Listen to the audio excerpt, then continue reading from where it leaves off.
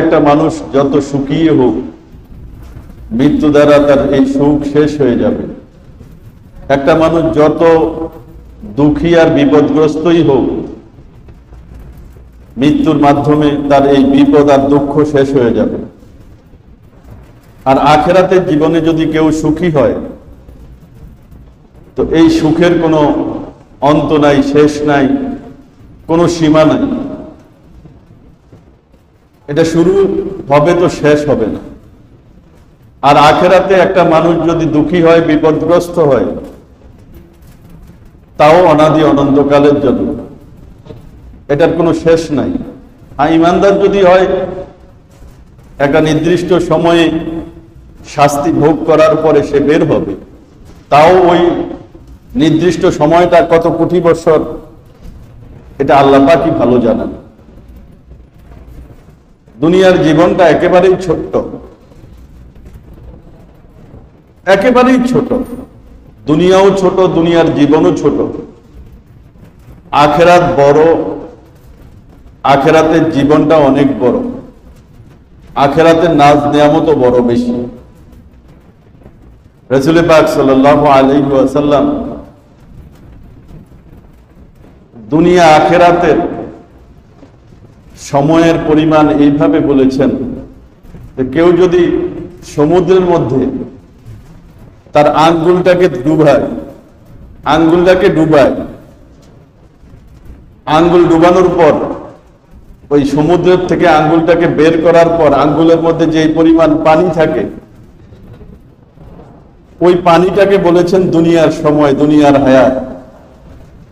সমুদ্রের তুলনায় মহাসমুদ্র, সেখান থেকে আঙ্গুলের মাথায়, আঙ্গুলের গায়ে যে পানিটা উঠেছে, এটা হলো দুনিয়ার হায়াত। আর মহাসমুদ্র আর সকল পানি হলো আখিরাতের হায়াত। তো কত বেশি!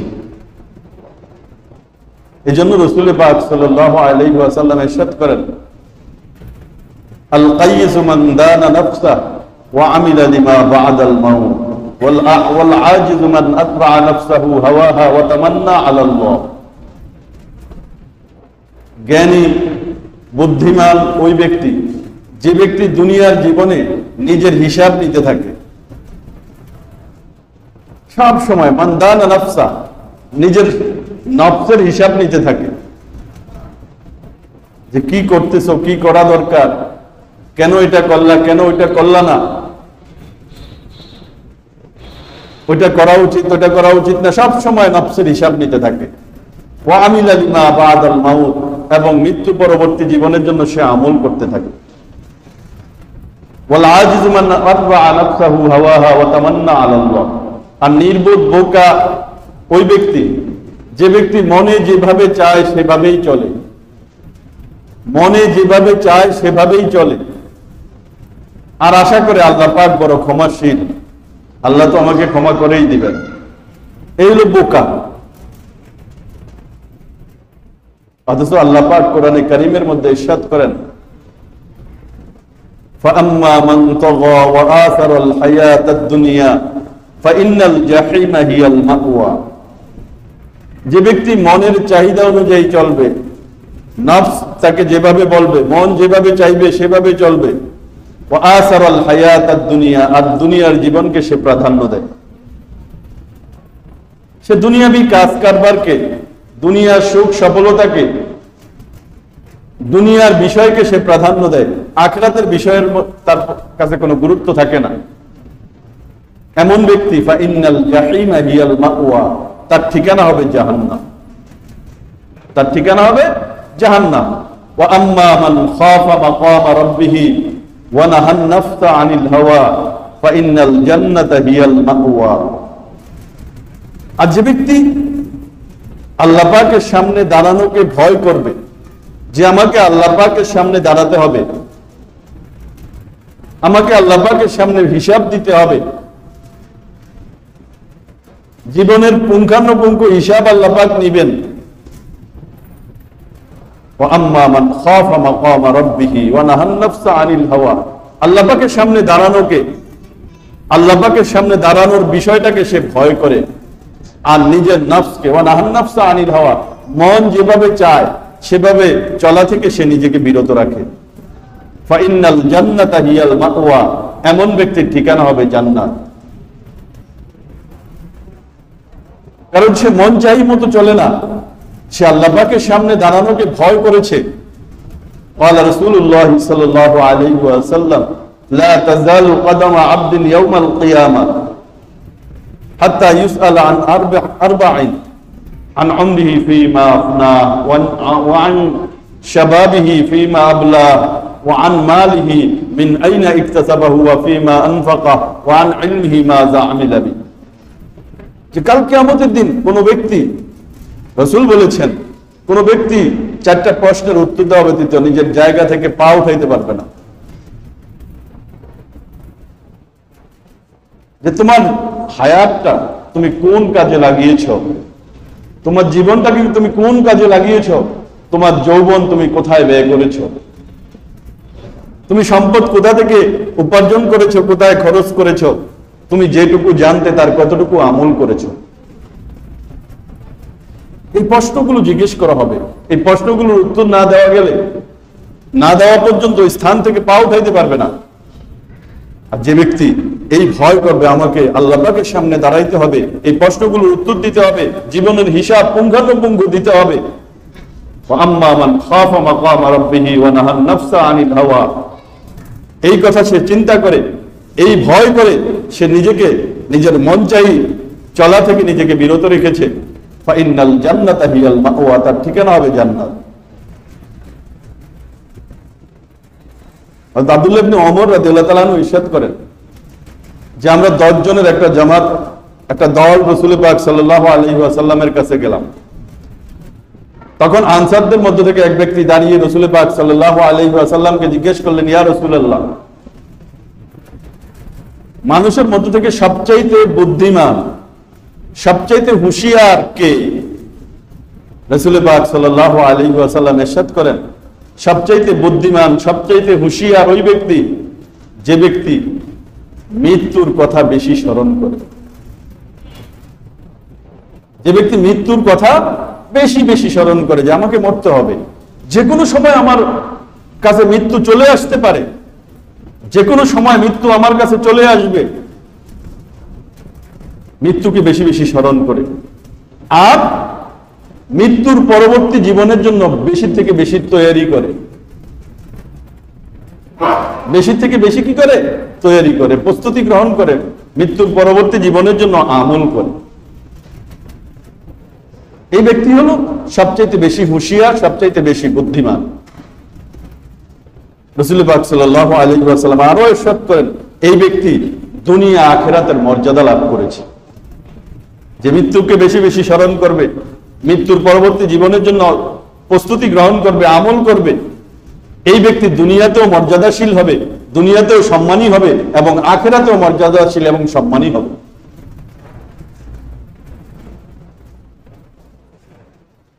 কারণ মৃত্যুর পরবর্তী জীবনে আমাদের সবাইকে পদার্পণ করতে হবে, সবাইকে যেতে হবে।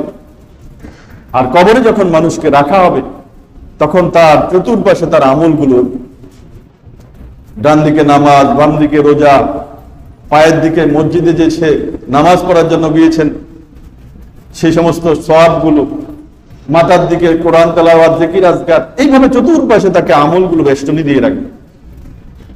কবরে যদি আযাব আসতে চায়, আমলগুলো ওই আযাবকে প্রতিহত করে দিবে। মুনকার নাকির দূর থেকে যারা প্রশ্ন করবেন, প্রশ্ন করার জন্য যে সমস্ত ফেরেশতারা নিযুক্ত হবেন, তারা দূর থেকে তাকে প্রশ্ন উত্তর করে চলে যাবে।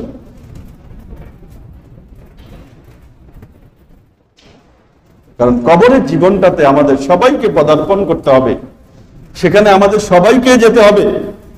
একবার রাসূল পাক সাল্লাল্লাহু আলাইহি ওয়াসাল্লাম মসজিদে গেলেন নামাজ পড়ার জন্য, গিয়ে দেখলেন কিছু সাহাবী, কিছু লোক হাসতেছে, যে হাসির দরুন যাদের তাদের দাঁত দেখা যাইতেছে।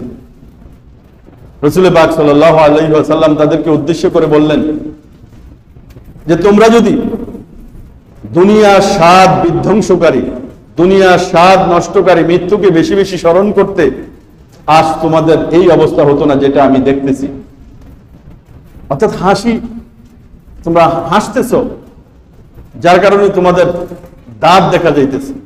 এই অবস্থাটা আমি দেখতাম না যদি তোমরা দুনিয়ার স্বাদ বিধ্বংসকারী, দুনিয়ার স্বাদকে ধ্বংসকারী মৃত্যুকে বেশি বেশি করে স্মরণ করতে।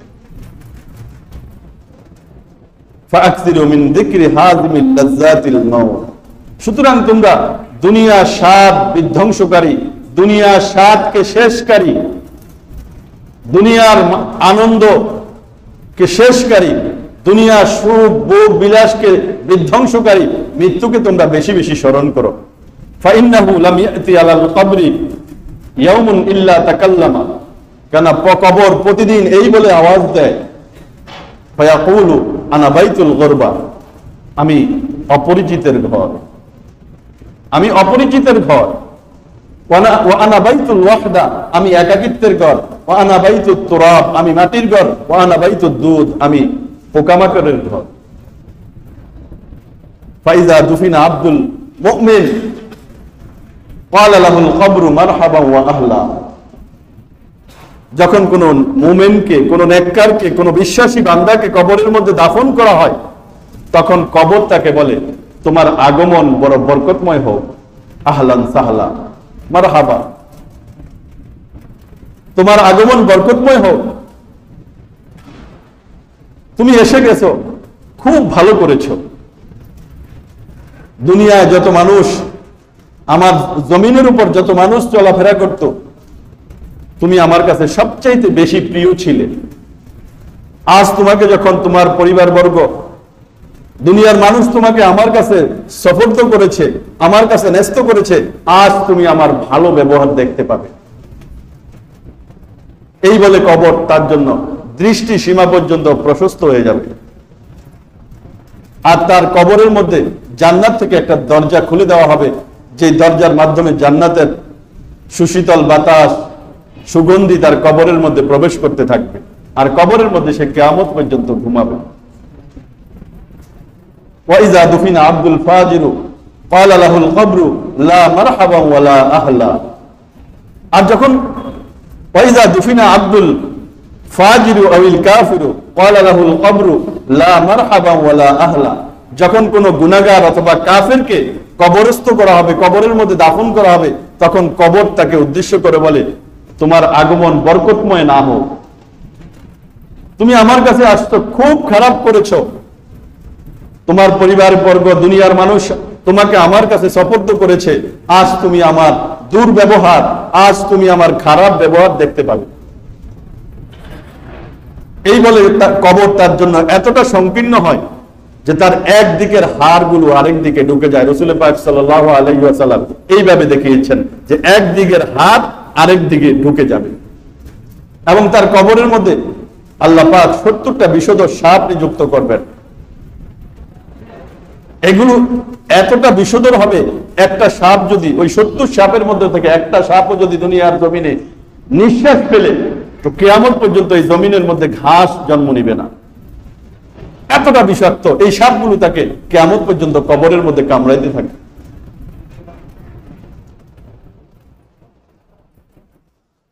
রাসূল পাক সাল্লাল্লাহু আলাইহি ওয়াসাল্লাম আরো ইরশাদ করেন যে আল কবরু রাউযাতুম মিন রিয়াদিল জান্নাহ আও হুফরাতুম মিন হুফারিন নার, আও হুফরাতুম মিন হুফারিন নার, কবর জান্নাতের বাগিচা সমূহের মধ্যে থেকে একটা বাগান, অথবা জাহান্নামের গর্ত সমূহ থেকে একটা গর্ত। এই জন্য দুনিয়ার জীবন শেষ হওয়ার আগে আগে মৃত্যুর স্মরণের সাথে সাথে, মৃত্যুকে স্মরণ করার সাথে সাথে, মৃত্যুকে স্মরণ করলে আখিরাতকে প্রাধান্য দেওয়া, আখিরাতের জন্য প্রস্তুতি গ্রহণ করা সহজ হয় মৃত্যুকে স্মরণ করলে। এই জন্য রাসূল বলেছেন মৃত্যুকে স্মরণকারী সে হলো জ্ঞানী, সে হলো বুদ্ধিমান। এজন্য মৃত্যু আসার আগে আগে মৃত্যুর প্রস্তুতি গ্রহণ করতে হবে। রাসূল পাক সাল্লাল্লাহু আলাইহি ওয়াসাল্লাম ইরশাদ করেন যে আমলের প্রতি 7টা জিনিস আসার আগে আগে, 7টা অবস্থা তৈরি হওয়ার আগে আগে আমলের প্রতি ধাবিত হও। তুমি কি এমন দারিদ্রতার অপেক্ষা করছো যে দারিদ্রতা সবকিছু ভুলে দেয়? অর্থাৎ যে দারিদ্রতা সবকিছু ভুলে দেয়, এমন দরিদ্র হওয়ার আগে আগে তুমি আমল করো। না এমন ধনাঢ্যতার অপেক্ষা করছো যে ধনাঢ্যতা মানুষকে নাফরমান বানিয়ে দেয়, অর্থাৎ এমন ধনী হওয়া যে ধনী হইলে মানুষ নাফরমান হয়ে যায়, আল্লাহ পাকের নাফরমানি করে, আখিরাত সম্বন্ধে উদাসীন হয়ে যায়, এরকম ধনাঢ্য হওয়ার আগে আগে আমল করো। এমন অসুস্থতা যেটা মানুষকে অকর্মণ্য করে দেয়, এই অসুস্থতা আসার আগে আগে তুমি আমল করো। এমন বার্ধক্য যে বার্ধক্য মানুষের বিবেক বুদ্ধিকে ধ্বংস করে দেয়, ওই বার্ধক্যতা আসার আগে আগেই তুমি আমল করো। এমন মৌত, এমন মৃত্যু যেটা মানুষের কাছে হঠাৎ এসে যায়, ওই মৃত্যু আসার আগে আগে তুমি আমল করো। দাজ্জাল যেটা ভবিষ্যতে অপ্রকাশিত বিষয়সমূহের মধ্যে সবচাইতে কঠিন, ওই দাজ্জাল আসার আগে আগে আমল করো। কিয়ামত যেটা অত্যন্ত ভয়ানক এবং খুবই তিক্ত, ওই কিয়ামত আসার আগে আগে আমল করো। ওই কিয়ামত আসার আগে আগে কি করো? আমল করো।